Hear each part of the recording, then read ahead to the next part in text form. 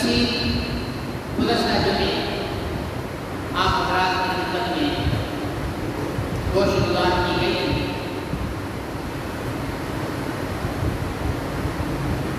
کہ ان کے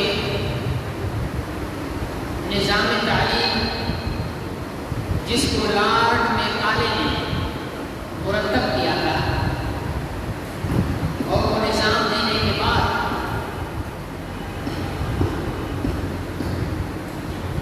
یہ اعلان کیا تھا اس نے کہ میرے اس سلیبس اور اس مرتب کردہ نظام تعلیم سے جو شخص بھی تعلیم حاصل کرے گا اگر وہ اسلام کو چھوڑ کر عیسائیت قبول نہ بھی کرے تو وہ صحیح مسلمان نہیں رہے گا۔ اس کے مقابلے میں علماء کرام نے مدارس کا سلسلہ شروع کیا اور الحمدللہ آج اللہ تعالی نے ہمارے بزرگوں کے اس مدارس والے کام میں ایسی برکت ڈالی کہ پوری دنیا میں کوئی خطہ ایسا نہیں جہاں پر یہ مدارس موجود نہ ہوں اور قرآن پاک پڑھنے اور پڑھانے کی محنت نہ چل رہی اور ایسا مقابلہ کیا کہ آج اگرچہ انگریزی تعلیم کے اداروں میں وہ چیز نہیں ہے جو لارڈ میکالے نے دی تھی، ہمارے اپنے مرتب کردہ کورسز اور کتابیں پڑھائی جاتی ہیں،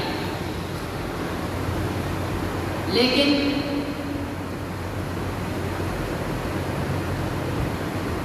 اس شعبہ تعلیم کے اندر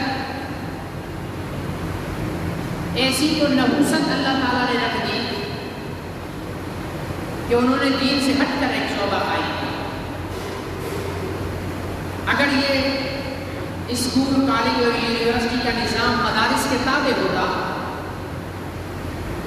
تو وہ صورتحال نہیں ہوتی جو اس وقت ان کی ہے۔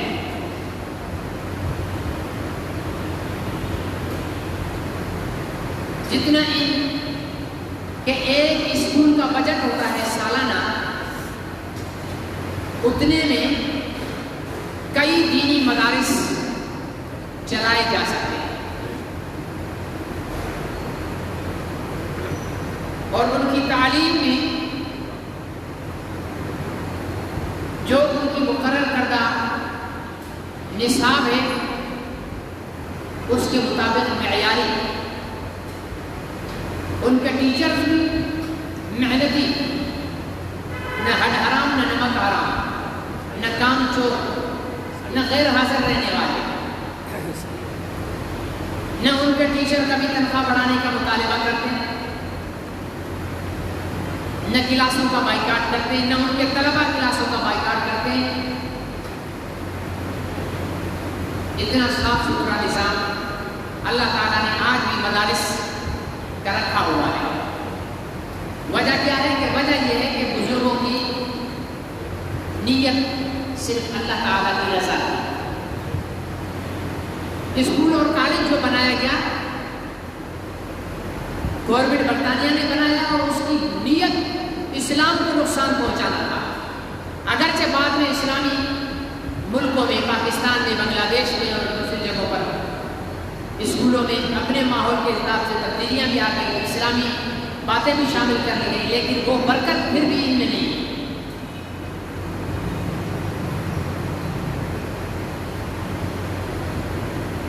اور الحمدللہ آج جو گورنمنٹ برطانیہ نے چاہا تھا کہ قرآن سے تعلق ختم ہو جائے، وہ مسلمان قوم کا برے صغیر کے مسلمانوں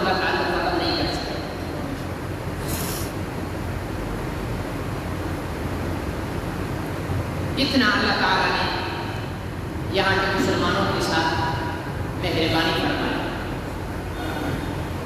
دوسرا انہوں نے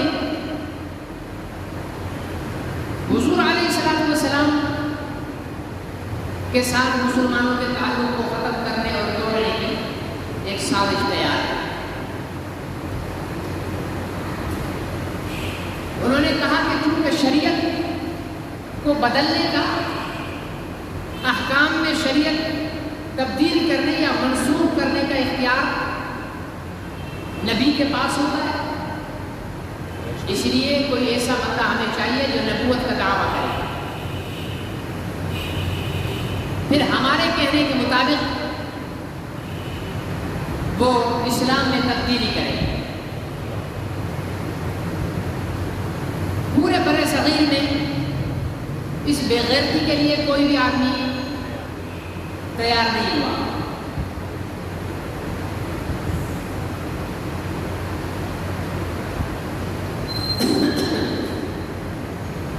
لیکن ایک بے غیرت انسان گورنمنٹ برطانیہ کو مل گیا، جو خاندانی طور پر گورنمنٹ برطانیہ کا غلام تھا، اس کا نمک خوار تھا، اس کا تنخواہ دار تھا، اور وہ تھا سیالکوٹ کے ڈپٹی کمشنر کی آفس میں ملازمت کرنے والا ایک معمولی سا ملازم جس کا نام مرزا غلام محمد قادیانی تھا۔ اس کے ساتھ گورنمنٹ برطانیہ نے معاملات طے کیے اور اسے اپنا سارا منصوبہ سمجھایا، اور اس شخص نے حق غلامی ادا کرتے ہوئے اس کام کی حامی بھر دی۔ لیکن جو کام اس کے ذمہ لگایا گیا تھا وہ بہت بڑا تھا، اس کے لیے شہرت چاہیے۔ غلام محمد قادیانی ایک ڈی سی آفس کے چپڑاسی کو کون جانے؟ اچھا، یہ غلام محمد قادیانی میٹرک فیل تھا، تھوڑی بہت عربی، فارسی، ٹھیک ہے نا، ٹوٹی موٹی انگلش، ان زبانوں پر اس کو دسترس تھی۔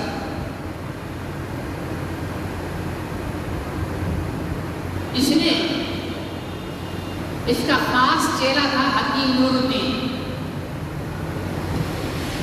جو حکیم بھی تھا اور دینی تعلیم بھی اس کے پاس تھی۔ وہ غلام محمد قادیانی کا خاص چیلا بھی تھا، اور غلام محمد قادیانی کے مرنے کے بعد اس کا پہلا خلیفہ بھی وہی تھا۔ اور کہتے ہیں کہ غلام محمد قادیانی کے بیٹوں کا اصلی باپ بھی وہی تھا۔ وہ اس لیے کہ غلام محمد قادیانی نے خود لکھا ہے کہ میں نامرد ہوں۔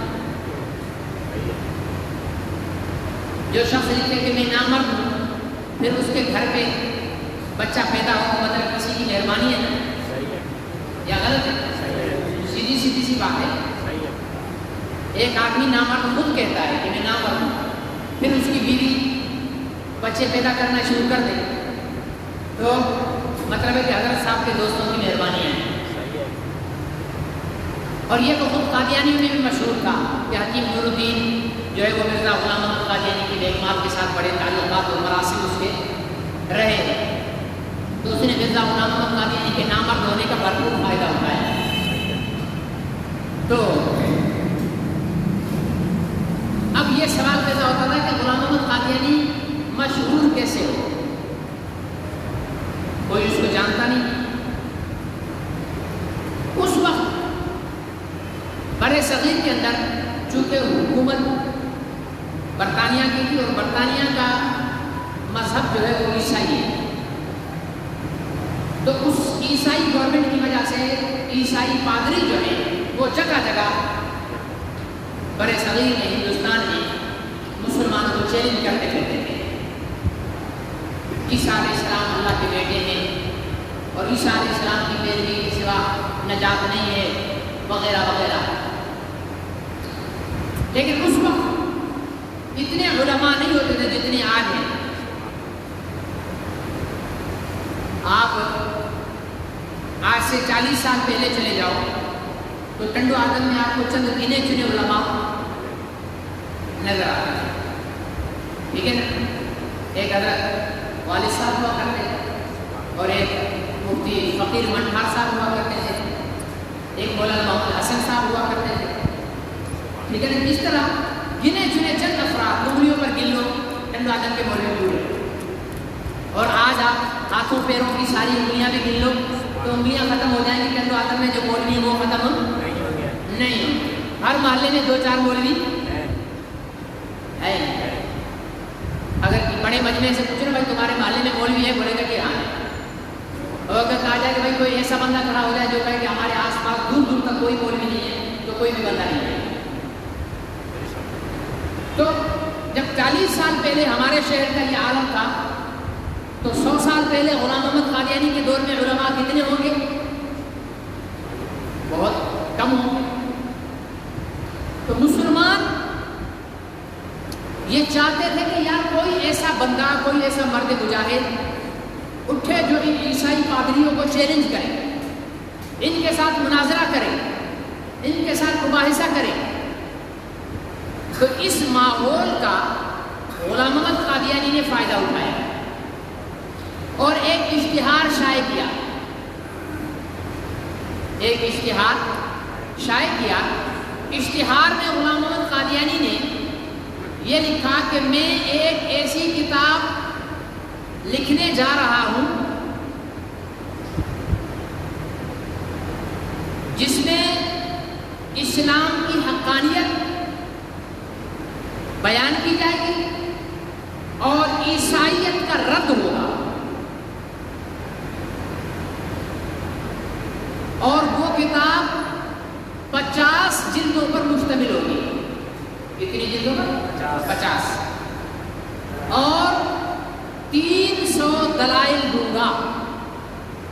300 دلائل دوں گا اس بات کے کہ اسلام برحق مذہب ہے اور عیسائیت باطل ہے.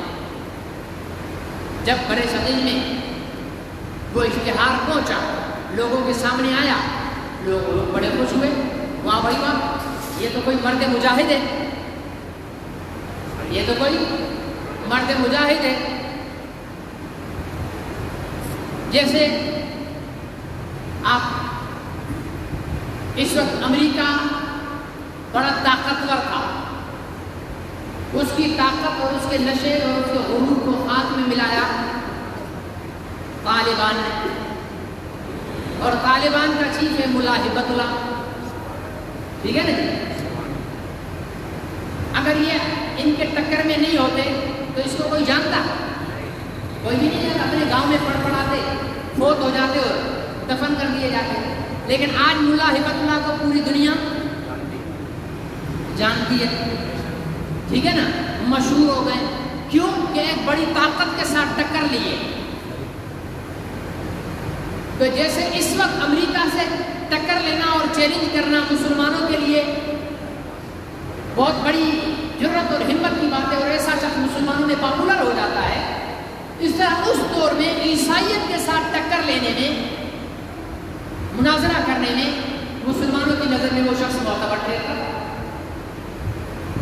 جب مسلمان, اچھا اس نے اشتہار میں یہ لکھا کہ میں کتاب لکھوں گا 50 جلدیں 300 دلیلیں, لیکن ظاہر ہے جب میں اتنی بڑی کتاب لکھوں گا تو مجھے سارا کام کاج چھوڑنا پڑے گا اور پھر میں کتاب لکھوں گا.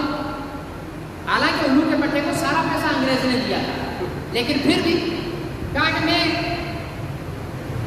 چونکہ میں سارا کام کاج چھوڑ کے کتاب لکھوں گا تو میرے بچے ہیں, بھلے حرام کے ہیں لیکن میرے بچے ہیں, ٹھیک ہے نا, ان کو کھلانا بھی ہے اور ان کو پلانا بھی ہے, میرا اپنا خرچہ ہے, سارا کچھ ہے. تو اس کے لیے مجھے ہر مسلمان چندہ دے. جو عام تھوڑے بہت پیسے والا ہے وہ 1 روپیہ دے, جو اچھے خاصے زمیندار ہیں وہ 100 روپیہ دیں, اور جو نواب ہیں وہ 500 روپے دیں. یہ کب کی بات ہے؟ جب غلام احمد قادیانی کے باپ غلام مرتضیٰ کی پینشن جو ملتی تھی نا سرکاری 7 روپے ملتی تھی. ایک دن اس کو اپنے باپ نے بھیجا کہ میری پینشن لے کے آ. پینشن لے کے اپنے دوستوں کے ساتھ گھومنے چلا گیا. ماشاءاللہ اخلاق تو بہت اچھا تھا نا حضرت صاحب کا, امانت دار تھے بہت زیادہ, شریف بچہ تھا. اپنے دوستوں کے ساتھ خود لکھا ہے اس کی کتاب میں سیرت المہدی میں, اس کے بیٹے نے لکھا ہے. حضرت صاحب اپنے دوستوں کے ساتھ پیسے اڑاتے رہے, اچھی طرح عیش عیاشی کرنے کے بعد بھی 7 روپے میں سے پیسے بچا کر اپنے والد صاحب کو اڑاتے رہے. اندازہ لگاؤ کہ اس وقت مالیت پیسے کی بہت زیادہ تھی. تو مسلمانوں نے چندہ دینا شروع کر دیا.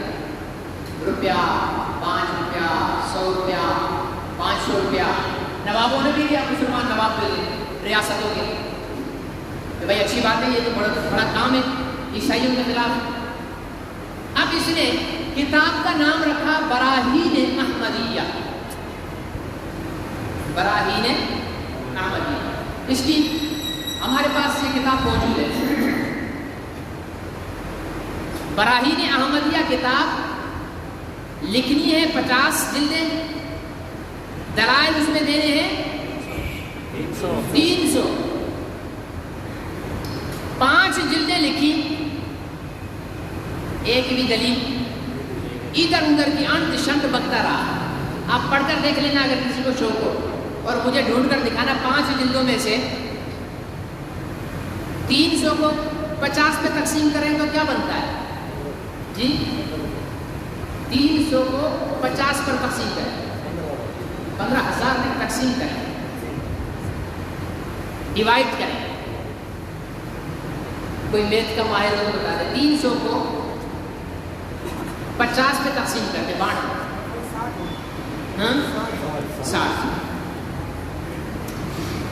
60 تو 60 تو کیا اس نے ایک دلیل بھی ان 5 جلدوں میں نہیں دی. اب جب اس نے 5 جلدوں میں ایک بھی دلیل نہیں دی, لوگوں نے پیسے دیے ہوئے تھے, صحیح ہے نا. میں آپ کو بولوں کہ بھائی مجھے پیسے دو, میں یہ جو پرانی نیشنل بینک والا زمین کا پلاٹ پڑا ہوا یہ خرید کر یہاں بہت بڑا مدرسہ بنا رہا ہوں, آپ میں سے کوئی 1,00,000 روپیہ دے, کوئی 5 لاکھ روپے دے, کوئی 10 لاکھ روپے دے, اور میں بناؤں نہیں, تو آپ لوگوں کو تو غصہ آئے گا نا کہ ہمارے پیسے مولوی کھا گیا. پیسہ لیا تھا مدرسہ بنانے کے لیے, مدرسہ بنایا نہیں. تو جن لوگوں نے پیسے دیے تھے انہوں نے جب کتاب دیکھی تو ایک بھی دلیل نہیں, اور 5 جلدیں لکھی اور گم, پیسہ سارا ہضم. اب لوگوں نے اس کو خط لکھنا شروع کر دیا. ظاہر خط میں اس کو دعائیں تو نہیں لکھ رہے ہوں گے نا, ہاں خط میں تو اندر کی بڑھا سے نکال رہے ہوں گے کہ خبیث کے بچے, الو کے پٹھے, شیطان کے نطفے, ابلیس کی نسل. تو خود لکھا ہے اس نے کہ مجھے ایسے ایسے خطوط آئے, ایسی ایسی گالیاں لکھی گئی جو بیان کرنے سے باہر ہے. بھائی تو گالیوں کا حقدار ہے تو گالی نہیں کی جائے گی. کہ تو نے 50 کا وعدہ کیا تھا اور 4, 5 بھی نہیں 4 لکھ کر چپ کر کے بیٹھ گیا ہے. جب خوب اس کی گالیوں سے تواضع ہوئی تو اس نے 5ویں جلد لکھی, اور 5ویں جلد لکھنے کے بعد اس کے اندر ایک دنیا کی نئی منطق, ٹھیک ہے نا جی, آج تک انسانوں میں وہ منطق, غلام احمد قادیانی کے پیدا ہونے سے پہلے وہ منطق نہیں تھی, لیکن قادیانیوں کے ہاں وہ منطق اب معتبر ہوتی ہے. اور میں تو قادیانیوں کو مشورہ دیتا ہوں کہ آپ اپنے گرو گھنٹال کے فرمان پر عمل, بھائی ہم تو اپنے نبی کے فرمان پہ عمل کریں گے چاہے ہمیں نقصان بھی اٹھانا پڑے. صحیح ہے. ہمارے نبی نے حکم دیا کہ نماز کی پابندی کرو, ہم دکان چھوڑ کر آ جاتے, پتہ ہوتا ہے کہ یار پیچھے گاہک جو ہے نا وہ چلے جائیں گے, لیکن ہم اس کی پرواہ نہیں کرتے, ہم آ جاتے ہیں. تو میں قادیانیوں کو کہتا ہوں کہ تم بھی اسی طرح اگر غلام محمد قادیانی کے ساتھ سچے ہو تو تم بھی یہ کام کر لیا کرو اور اس پہ عمل کر لیا کرو. وہ کیا ہے؟ ایک نیا میتھ کا ریاضی کا ایک نیا نظریہ. جب سے میتھ ایجاد ہوئی ہے اس وقت سے لے کر غلام محمد قادیانی تک یہ نہیں تھا. غلام محمد قادیانی کے بعد یہ ایک جو ہے وہ نیا نظریہ آیا تھا. غلام محمد قادیانی نے لکھا کہ میں نے 50 کا وعدہ کیا تھا، 5 لکھ لیے. یہ جلد میری 5ویں ہے. چونکہ 50 اور 5 میں 0 کا فرق ہے. 50 اور 5 میں 0 کا فرق ہے. بولو 45 روپے کا فرق ہے. لیکن قادیانیوں کے ہاں 0 کا فرق ہے. قادیانیوں کے ہاں 0 کا فرق ہے. 50 اور 5 میں 0 کا فرق ہے. میں نے 5 لکھ دی ہے، 0 آپ لگا دو، 50 کا وعدہ پورا.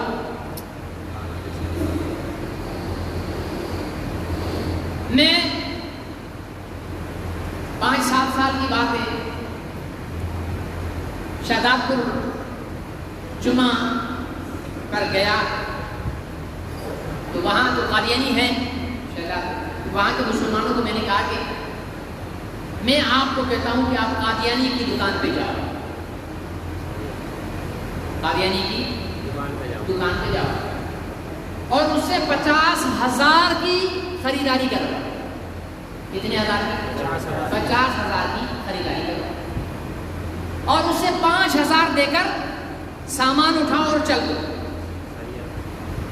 وہ شور بچائے گا، بھائی بل پورا نہیں دیا آپ نے، یہ تو 5,000 دی، آپ بولو نہیں 50 ہے.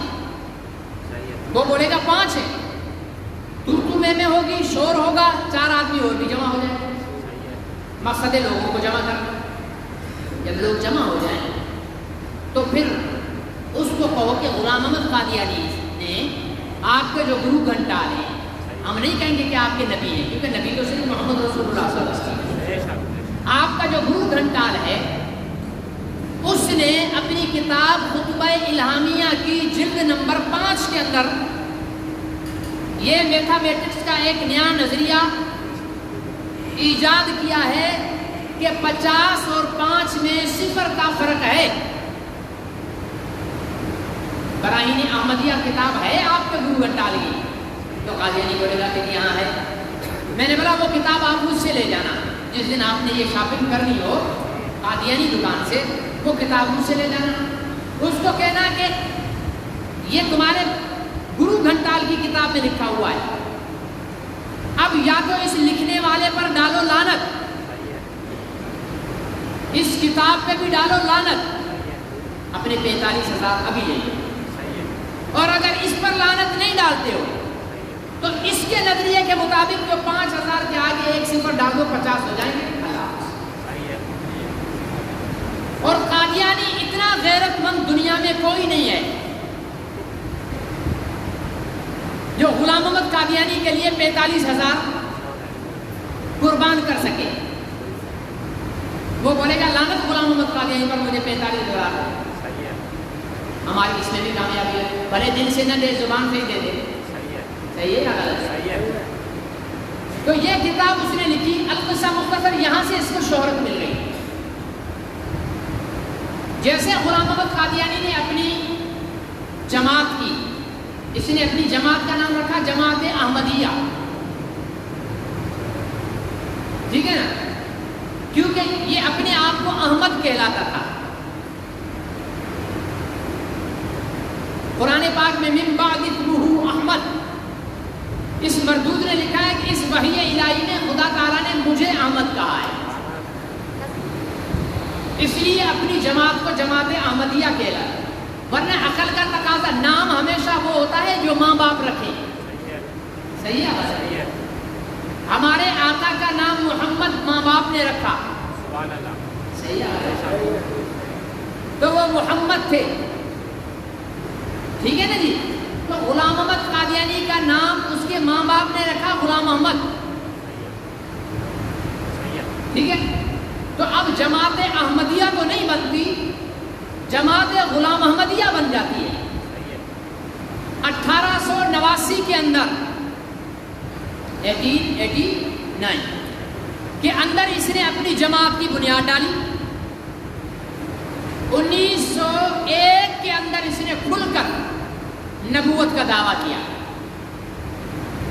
سب سے پہلے جیسے اس نے اپنی جماعت کی بنیاد ڈالی، لدھیانہ کے علماء کرام نے اس پر کفر کا فتویٰ لگایا کہ یہ دائرہ اسلام سے خارج ہے۔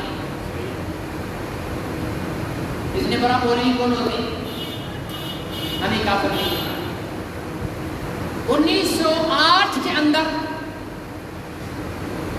26 مئی 1908 کو مرزا غلام احمد قادیانی اس دنیا سے رخصت ہوا۔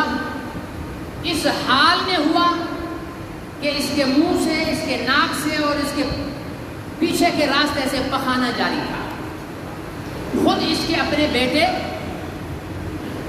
نے سیرت المہدی کتاب لکھی ہے، اس کے اندر خود بیٹے، دیکھو نا، میرے متعلق جو میرا بیٹا لکھے گا وہ سب سے زیادہ معتبر ہوگی، یا غلط ہے؟ اگر میرا بیٹا لکھے کہ ابا جی پیسے کھاتے ہیں، ابا جی جھوٹ بولتے ہیں، ابا جی زنا کرتے ہیں، تو دوسرے کتنا بھی مجھے نیک کہیں، لیکن آپ کہو گے یار اپنے بیٹے نے لکھا ہے اس کو، صحیح ہے یا غلط ہے؟ غلام احمد قادیانی کے بیٹے نے لکھا ہے کہ جب حضرت صاحب مرے، ایک دست آیا، وہاں وہ ان کو ہگنے کے لیے ایک جگہ بنا کر دی تھی چارپائی کے، پہلے تو جا رہا تھا واش روم میں، وہ کہتے ہیں نا کہ غلام احمد قادیانی ٹٹی خانے میں مرا تھا، ٹٹی خانے میں نہیں مرا تھا، باتھ روم میں۔ اصل کیفیت کیا تھی؟ اس معنی کے اعتبار سے جب دیکھیں گے تو پھر آپ بات کو سمجھیں گے۔ اس نے کہا تھا، بڑے بڑے علماء سے اس نے مناظرے کیے، مباہلے کیے، چیلنج کیے، مولانا ثناء اللہ امرتسری سے، حتیٰ کہ ایک عبداللہ آتھم عیسائی پادری تھا، اس سے بھی اس نے مناظرہ کیا، عیسائی پادری سے بھی ذلیل ہو کر، رسوا ہو کر ہار گیا۔ اس نے دعویٰ کیا تھا کہ جو جھوٹا ہوگا وہ ہیضے کی موت مرے گا۔ ہیضہ جانتے ہو؟ دست الٹی لگ جاتی ہے، ہیضے کی موت مرے گا۔ اللہ کی شان دیکھیے کہ غلام احمد قادیانی کو ہیضہ ہو گیا، اس کو دست الٹی لگ گئی، پہلے تو باتھ روم جاتا رہا، کہا کہ جب حضرت صاحب بہت زیادہ نحیف ہو گئے تو اماں جی نے اینٹیں لگا کر پخانہ کرنے کے لیے چارپائی کے ساتھ ہی جگہ بنا دی کہ حضرت صاحب بار بار نہ جائیں، تو کئی دفعہ وہیں فراغت کر لی،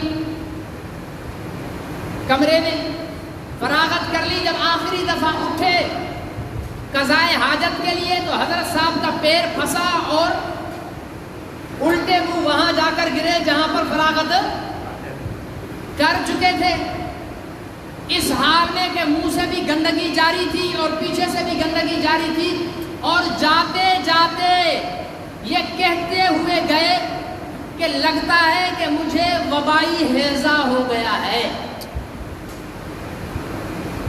یوں غلام احمد قادیانی واصل جہنم ہوا، ٹھیک ہے نا؟ بے شک باتھ روم میں نہیں، لیکن یہیں پر اس کے لیے باتھ روم بنا دیا گیا تھا، گندگی اور غلاظت میں مرا ہے، ٹھیک ہے نا جی؟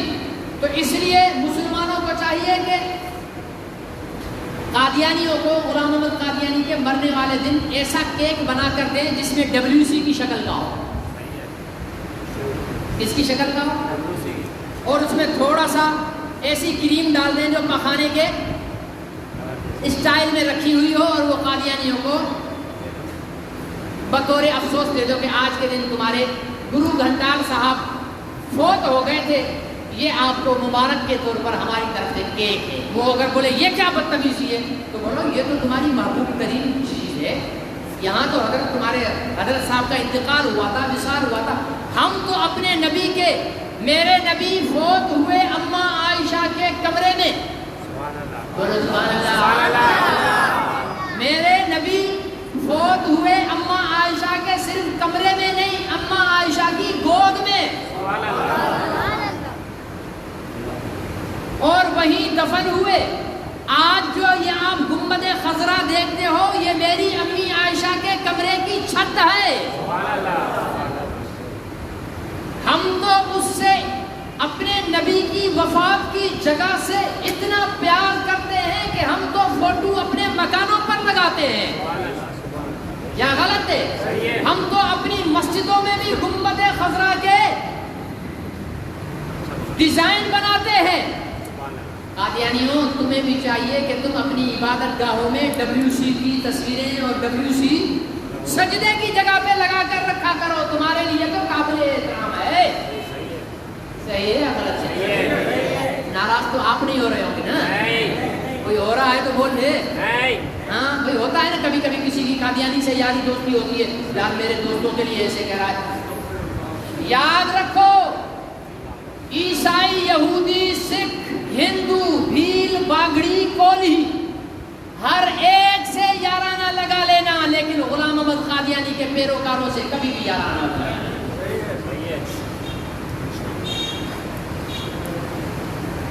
اس نے کہا لدھیانہ کے علماء نے فتویٰ دیا کہ غلام احمد قادیانی اور اس کے ماننے والے کافر ہیں. آپ بھی بولتے ہو غلام احمد قادیانی اور اس کے ماننے والے؟ بلند آواز سے بولو. رسول اللہ کے گستاخ کے کفر کی گواہی ہے آپ یہاں دو گے. کل قیامت کے دن جامع مسجد کی گرد و نواح کے یہ پتھر، یہ پلر، ہر چیز تمہارے ایمان کی گواہی دے گی. مل کر بولو غلام احمد قادیانی اور اس کے ماننے والے. قادیانی نے کہا کہ یہ کون ہوتے ہیں؟ ملاؤں کا تو کام ہی کافر کرنا ہوتا ہے. پھر 1930-23 کے اندر ایک میں نے آپ کو واقعہ بتایا تھا جو کنٹینیو میرے بیان میں ہوتے ہیں جملے کے، ان کو یاد ہوگا اور کچھ گردن ہلا بھی رہے میرے بھائی، کہ بہاولپور کے اندر ایک مقدمہ ہوا تھا. ایک قادیانی نے ایک مسلمان لڑکی کے ساتھ نکاح کر لیا، رخصتی نہیں ہوئی. جب رخصتی کا وقت آیا تو لڑکی والوں کو پتا چلا کہ لڑکا قادیانی ہے. لڑکی والوں نے کہا کہ تو کافر ہے، تجھے ہم اپنی بیٹی نہیں دیں گے. قادیانی نے کہا کہ میں کافر نہیں ہوں بلکہ میں تم سے بھی اچھا مسلمان ہوں. اس قادیانی نے بہاولپور کی عدالت کے اندر مقدمہ کر دیا لڑکی والوں کے خلاف. علماء سے لڑکی والوں نے رابطہ کیا. مقدمہ بہاولپور مشہور مقدمہ ہے، کتابی شکل میں عالمی مجلس تحفظ ختم نبوت نے اس کی پوری رودات شائع کی ہے. ہم لوگوں کو کتاب پڑھنے سے ویسے ہی موت پڑتی ہے، ٹھیک ہے نا؟ فلمیں دکھوا لو، انڈیا کی 4 فلمیں لوڈ کر کے دے دو، ایک ہی رات میں دیکھ کر پوری کرے گا. لیکن 2 ورق کتاب کے دے دو نا، موت پڑ جائے گی کہ یہ پڑھنے کیوں ہے. کتابیں پڑھو، اپنی تاریخ پڑھو. اس وقت سید انور شاہ کشمیری رحمت اللہ علیہ اپنے 500 شاگردوں کے ساتھ ریلوے اسٹیشن پر، ڈابھیل ریلوے اسٹیشن پر بیٹھے ہوئے تھے. حج کے سفر کے لیے 500 علماء اکرام ان کے شاگرد انہیں رخصت کرنے آئے تھے. کون سے علماء؟ مفتی اعظم پاکستان مفتی محمد شفیع عثمانی، تقی عثمانی والوں کے والد صاحب، حضرت مولانا محمد یوسف بنوری. اس پائے کے 500 علماء، اندازہ لگاؤ کہ اس پائے کے 500 جس کے شاگرد ہوں گے وہ خود کتنے بڑے مقام کا ہوگا. ابھی بیٹھے ہوئے باتیں کر رہے تھے، ٹیلی گرام آ گیا بہاولپور سے. کہا حضرت بہاولپور میں ایک مسلمان لڑکی اور قادیانی لڑکے کے نکاح کا مسئلہ چل رہا ہے، مہربانی کر کے آپ حضور علیہ السلام کی ختم نبوت کا دفاع کرنے کے لیے بہاولپور کورٹ میں تشریف لائیں. حضرت نے وہ ٹیلی گرام پڑھا. سید انور شاہ کشمیری رحمت اللہ علیہ جو ہمارے پردادا استاد ہیں، یوں گردن جھکائی، پھر سر اٹھایا، فرمایا میرا سامان واپس گھر بھیج دو. بہاولپور کا ٹکٹ کرو، حج کا سفر کینسل، حج کا سفر کینسل۔ حضرت خیر تو ہے، حج کا سفر کینسل۔ فرمایا ہاں، بہاولپور سے یہ ٹیلی گرام آیا ہے کہ آپ کو بہاولپور کی عدالت میں محمد رسول اللہ کی ختم نبوت کا دفاع کرنا ہے۔ فرمایا میرے پاس یہ گولڈن چانس ہے، میں نے اپنی زندگی کی تمام نیکیوں پر نظر ڈالی، مجھے کوئی عمل ایسا نظر نہیں آیا جس کی وجہ سے نبی کی شفاعت یقیناً مجھے مل سکے۔ جس نے ساری زندگی حدیث کا سبق پڑھایا ہے وہ کہہ رہا ہے۔ شاگردوں نے کہا حضور آپ تو ساری زندگی کالا کالا رسول اللہ کرتے رہے ہیں، آپ ایسی بات کر رہے ہیں؟ فرمایا ہاں بھائی، میرا کوئی عمل ایسا نہیں جو میری یقیناً شفاعت کا ذریعہ بن سکے۔ حضور کی ختم نبوت کا وکیل بن کر عدالت میں چلا جاؤں گا، ختم نبوت کا مقدمہ لڑوں گا، مجھے یقین ہے کہ یہ عمل میرا حضور علیہ السلام کی شفاعت کا ذریعہ بن جائے گا۔ اپنا سفر حج کینسل کیا، مقدمہ ہوا، جرح ہوئی، قادیانی مربی آیا۔ ایک موقع ایسا آیا کہ انور شاہ کشمیری رحمت اللہ علیہ نے قادیانی مربی سے کہا، اس کا نام میرے ذہن سے نکل رہا ہے، اسے کہا غالباً شمس الدین نام تھا اس کا، اسے کہا شمس الدین اگر اب بھی تجھے غلام احمد قادیانی کے جھوٹے ہونے پر شک ہے تو آ، میں اپنے رب سے دعا کرتا ہوں یہاں کھلی آنکھوں کے ساتھ تجھے غلام احمد قادیانی کی قبر میں آگ جلتی ہوئی دکھاتا ہوں۔ شمس الدین جو قادیانی مربی تھا لرز گیا، بوکھلا گیا۔ بعد میں شاگردوں نے کہا حضرت آپ نے اتنی بڑی بات کر دی تھی، اگر وہ ہاں کر دیتا، فرمایا ہاں کر دیتا تو میں نے بھی تو محمد رسول اللہ کی سچی ختم نبوت کے لیے بات کہی تھی نا۔ اللہ تعالیٰ اپنے نبی کی ختم نبوت کو نیچے نہیں ہونے دیتے، یقیناً اللہ اس کو غلام احمد قادیانی کی قبر انگاروں سے بھری ہوئی دکھا دے۔ فیصلہ آیا، عدالت میں کیس چلا، عدالت نے فیصلہ دیا کہ غلام احمد قادیانی اور اس کے ماننے والے سب مل کر غلام احمد قادیانی اور اس کے ماننے والے، غلام احمد قادیانی اور اس کے ماننے والے۔